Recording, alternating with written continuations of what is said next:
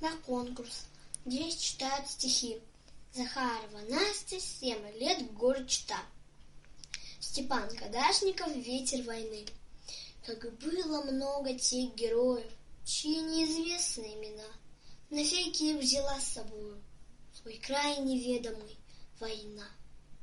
Они сражались беззаветно, патрон последний берегли, их имена приносят ветром, печальным ветром той войны.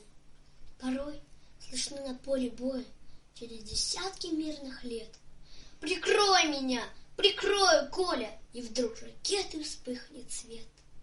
А Коля в этом тихом поле лежит, не встанет никогда.